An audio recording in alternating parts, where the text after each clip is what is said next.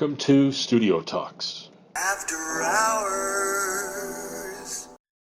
You're here with your host, Ember Boer, and co-host Grace Tuthill. I wanted to bring a topic to discussion today about what makes you an artist. And yeah, so I wanted to share my experience that when I tell people, my friends, my coworkers, my family, really anybody, that I'm an artist, most of them have the gut instinct to say, I'm not.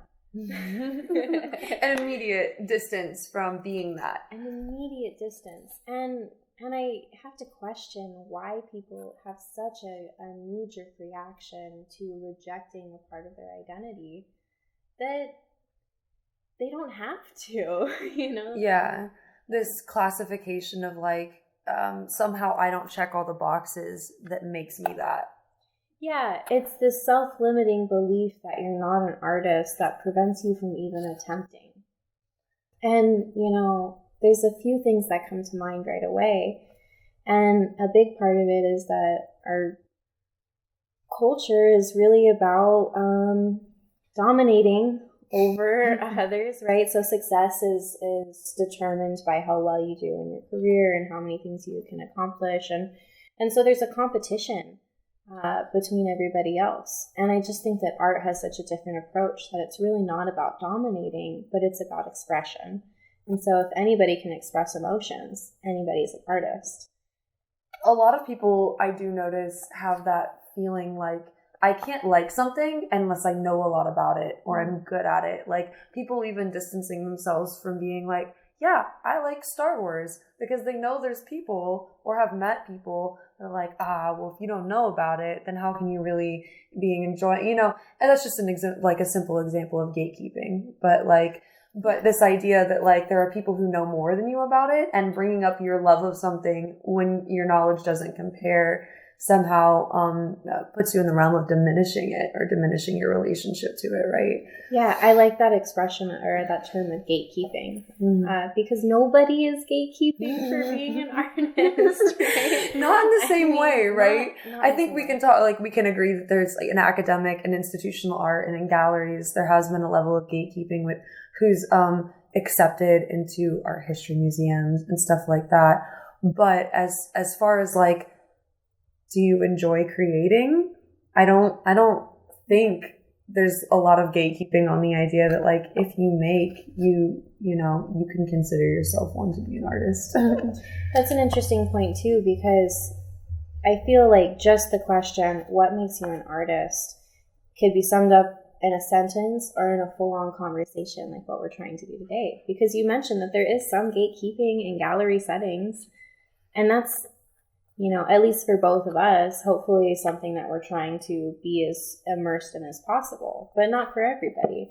And so I definitely wanted to bring an inclusive energy to this episode about saying that really anybody can be an artist. And I don't mean to say that in a way that trivializes it, So my question for you is really, what does make an artist?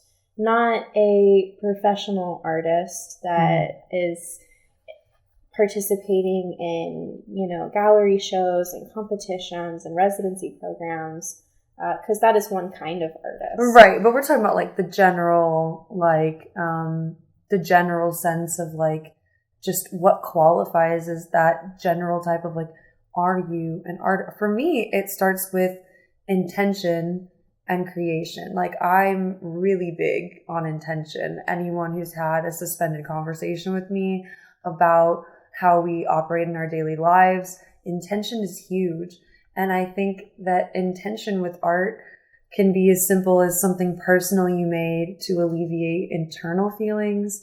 And being an artist can also range from creating fine art pieces that incorporate design elements and principles of art. It ranges, and it's any of those people who engage in those things, as long as you're doing it with an element of, I want to externalize something and I want to share it. That's big for me. My main takeaways from what you were saying was intention and sharing your experience. Something about identity and perspective. something about this is how I see things. And then, you know, hauling that or like, you know, heaving that from your body and then sharing it with other people in a moment of group catharsis. Maybe that feels a little personal to my art because my art has that element of catharsis to it, or element of pain. But I think happy feelings can be shared in a moment of group catharsis, or you know, and by knowing someone else is feeling how you feel, or even deriving simple emotion from whatever you see in someone's art. And that can happen with personal art, commercial art, fine art. And that's why I think anyone who makes things with the intention to externalize it, share it, and share some fraction of their experience is an artist. Well, I do want to play devil's advocate a little bit. So it seems like for both of us, our perspective of like what makes an artist is that you share. But what about the people that just want to be holed up in the middle of the, you know, woods and never share it all, right? And I would hesitate to say that because you don't put it in the public realm, it isn't art. I do want to say that for me, somehow it serves less of a purpose, not like in an individual perspective. Like for that person, it could be a revelation. But that it's happening in a single point in an individual's enlightenment experience, sensation, when it affects multiple people, it seems like maybe there's more power there for me. It's hard. How do you weigh group? You know, like we're getting into utilitarianism here. You know? Yes. Yeah. Is it a tool for showing your experience and therefore influencing societal?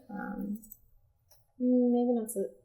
Just you're influencing culture. So one thing that comes up to mind is, you know, you had talked about intention and sharing, and I guess that I would also include vulnerability and influence. And so, you know, we think like, oh, well, you know, if you don't share your art, maybe it has less power. But I'm thinking like, well, you can't quantify the influence that art has. And so for you to create art, to be an artist, you are inherently improving your individual self. You're spending time on yourself. You're spending time by yourself. How difficult is that for most people, by the way? True. Oh my God. So there's like internal purpose and that the art you create can influence you enough that you have been changed and that you therefore influence the world around you by who you are.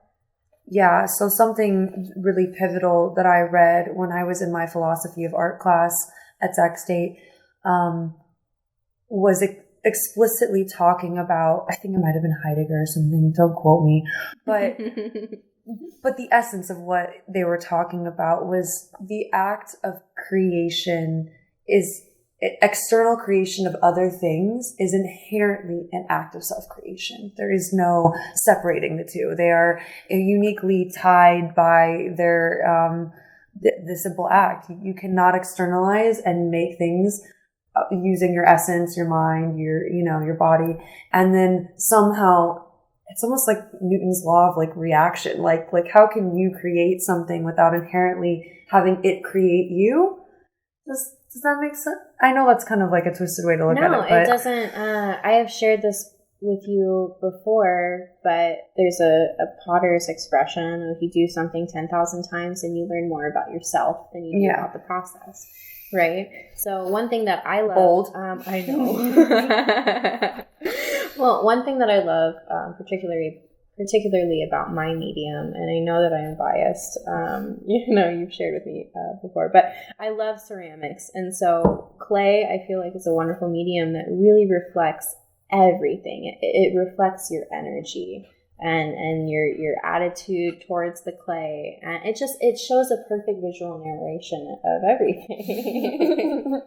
No, Grace, there's no bias there. I didn't mean to plug that. No, ceramics is best. But you feel it. It's an internal belief, and it's in your work. So that absolutely makes sense. I want to read something from Art and Fear, actually, that I think just contributes to this conversation. I think it's really beautiful. It's from the very beginning, and the topic is, art is made by ordinary people Creatures having only virtues can hardly be imagined making art. It's difficult to picture the Virgin Mary painting landscapes or Batman throwing pots. The flawless creature wouldn't need to make art. And so ironically, the ideal artist is scarcely a theoretical figure at all. If art is made by ordinary people, then you'd have to allow that the ideal artist would be an ordinary person too, with that whole, usual mixed bag of traits that real human beings possess. This is a giant hint about art because it suggests that our flaws and weaknesses, while often obstacles to our getting work done, are a source of strength as well. And I think that idea that like somehow we don't check all the boxes, but our imperfections are what needlessly make our art ours, make it original, make it inherently part of our experience, and then externalizing that. It is really funny to try and imagine some of these iconic figures making things. And the idea, you know what I think of? I think of Michelangelo and how prominent his work is. And he has the similar kind of feeling that the Virgin Mary or Batman has, in the sense that they're like iconic, right? But that being said, the amount of flaws, inner turmoil, work that Michelangelo probably had to do to produce. So while we think of them as this iconic, perfect figure who makes gorgeous masterpieces, they're still imperfect humans. They probably didn't feel like they checked all the boxes either. Or, there were long periods of time where they didn't work or they refused to work or, and if you're not in an this is a thing I think is interesting. If you're not in a period of active working or making things, do you somehow periodically not become an artist? We talked about like retirement. If you retire and you make much less art and you're not making as often or as regularly or in the sense you once were, do you somehow become less of an artist? Well, my gut is to say that really it's something that you decide. And so when people say, I'm not an artist, it kind of feels like, okay, well, it's your decision if you are or aren't. And by this perception that artists are not ordinary people, that there's something inherently about them that you do not possess yourself. Mm-hmm. I don't know. I mean, I think artists are limited, weird human beings. And it has definitely been comforting for me to like start participating within my art community to just realize that like these are just weirdos who love sharing really interesting, beautiful experiences with people. I mean, I say it all the time. I think you were up at Cobb Mountain and you were working, and I was like, you're just in the woods with a bunch of weird artists that are all stuck together trying to reach a common goal. And just as a point of reassurance, like, especially the more you get involved in an artist community, and I don't think that's necessary to feel like an artist. I want to clarify that. But the more you meet other people who do claim they're an artist, who do feel like they're enacting like working parts of being an artist, it's just like any profession. I think there's a lot of like, no one really knows what we're doing and we all just want to do it so bad. We're just doing it and we're figuring it out. It feels like adulthood. It feels like careers. Like it's got a similar element of like how you choose to participate in it and what you choose to share with people is entirely your decision. Yeah. I guess what I would want to share with the people that tell themselves that they're not artists, that the people that do call themselves artists are going through life just as clumsily, just as awkwardly, but they're just doing it. They're just doing something. They're just doing some sort of creation. And any artist will tell you that you have to make a lot of bad art to make good art. Yes. And I think that's where a lot of people get stopped in life. They make art and it doesn't meet some sort of expectation, external expectation or internal, or, they didn't get the reaction they were hoping from it. And that's really discouraging in life. Like we reach a lot of points where like not getting external validation or the right outcome for what we were hoping for is like the moment where a dream dies. That's a good point, because one thing that I try and tell people when they're so hard on their artwork is that your visual eye for what good art is and your standards develops quicker than your actual physical skills can. And so you are never as good as you want to be. You never will be. Like, because you always are learning during the process. And so as soon as something's done, you know how to do it better. And so it's very frustrating. That's something I've noticed a lot too. You know, as someone who does try to constantly put out work as an artist, an active participating artist, I constantly feel like in my head, I'm so good at, I know to what ability I can do something, but actually having the time, means, and energy to put that out. By the time I've conceived it in my head to when it comes to fruition on that level, the gap between like, yeah, your eye is capable of discerning what good, better, great, you know, that aesthetic skill comes faster than your ability to execute. And you feel that gap between like, I know that everyone only knows me for my last art piece, but I'm like 5 art pieces ahead in my up here, right? Like I'm thinking that far ahead about what I want to make. And so if I lived by the ideas and how I expected them to come out, I would constantly be disappointed too. I don't know. That's a dynamic element of like, even just getting the artwork out has that push and pull, right? So I almost wonder if being an artist just means that you've actually committed to attempting to face that uphill battle, that you have to accept where you're at and still push towards more because you know that you're capable of it. And I want to articulate it correctly. I mean, so this validation that you give yourself is so difficult. It's so difficult for people that are just starting to make art, and it's so difficult for the people that have been making it their entire lives, and on all spectrums, right? I mean, all different kinds of artists, because there's art, you know, there's craftsmen, there's, you know, gallery.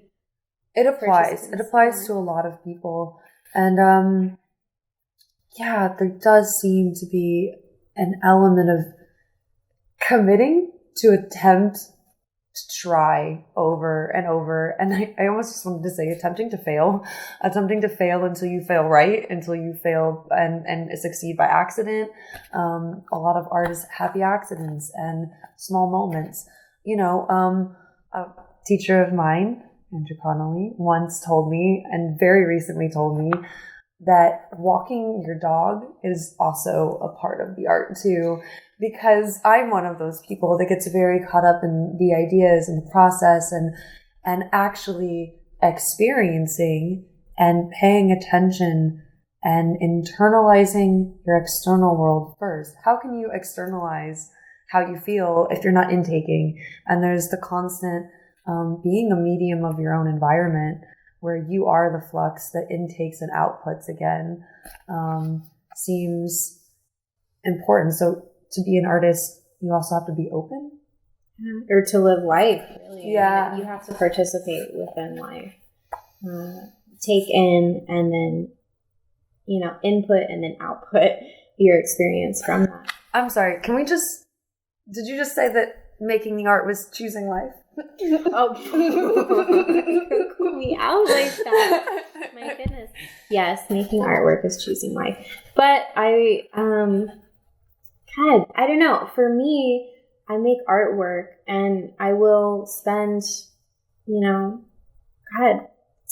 8, 10 hours in a studio, and it will feel like 1 hour. It'll feel like 30 minutes. And so sometimes for me, I'm like, I just lost time. Like for me, that's like, I didn't exist for that time. Like there's something that was just created, but it almost like, it kind of feels momentarily losing your singular existence. Yeah, actually. And I don't know. I mean, everybody feels differently about that. I appreciate you quoting Art and Fear. There was another section in the book that was talking about what makes an artist, which kind of inspired this conversation as well. But it was kind of saying, like, there's not one thing that is quantifiable. You're an artist. And so it inherently implies that what makes an artist is so personal and unique to each person that special thing that makes you an artist is just you define what it is. Like, that's what I love so much about this is like, if you have the courage to say that you're an artist, I will not tell you you're lying. Like, no one would stop you. That's a funny element of it too. Declaring you are an artist. I don't know if I've ever come across a scenario where you're like, I'm an artist, and then someone actually looks at you and goes, no, you're not. Like, in that direct kind of like just rejecting it, right? So to like, it is literally, in its very simple essence, a self-limiting belief. You know, where it comes from, society, upbringing, someone telling you, not getting the right reaction. But like, at the end of the day, being an artist or not being an artist is about an internal belief in what you're doing, why you're doing it, and how you want to go about it.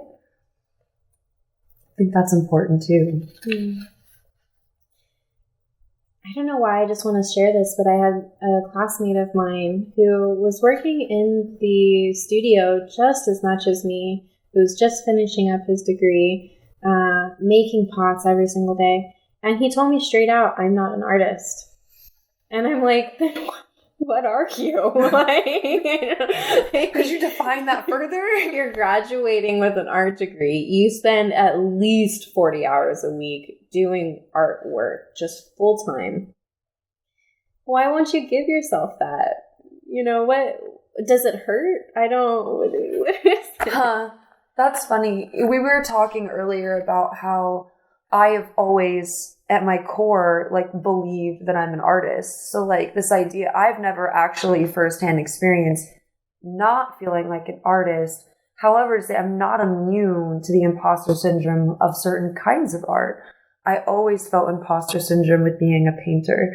It's a long battle I've had. It's felt like my mistress or my side thing. Like, once I found sculpture, painting felt different. And maybe that feeling had always been there, but I didn't understand why I felt it or where it came from. But I've never felt like a good painter. And I spent 12 years, all of my classical training in art, as a 2D visual artist who made paintings. And I don't think I'm awful at it, but actually feeling painterly was never something that I had or obtained or withheld. And so while I've always felt at my core that I am an artist and I'm meant to create and that's my purpose, and somehow can feel absolutely steadfast in that, but never quite feel like a painter. And there was a point in my life where sculpture didn't exist. So how could I simultaneously be so sure I'm an artist and feel so distant from my medium at the same time? I'm lucky I found sculpture, but at the same time, like, you know, it took me a long time to figure that out. I didn't understand why painting didn't feel right. I think that's important to express kind of our self-limiting beliefs as well, because I agree. I also, despite being able to declare I am an artist, right? Despite that being easy, I mean, talk to me about mark making. Oof. The actual element of your hand in the work and how that changes it for you. Yes, yeah, absolutely. And so for me, like, I don't like approaching mark making. And I definitely don't ever really want to approach painting. And for me, it's because there feels like a right and a wrong. And so I'm trying to relearn or unlearn, really, that self-limiting belief, because it could really help my artwork so much more if I just loved my marks. Yeah, that's an acknowledging, like, why, or the places in which, and, you know, actually being an artist in which we feel detached or estranged from our process, or things we've explored and touched but maybe didn't resonate with. Like, it's just as important what you do as what you don't do.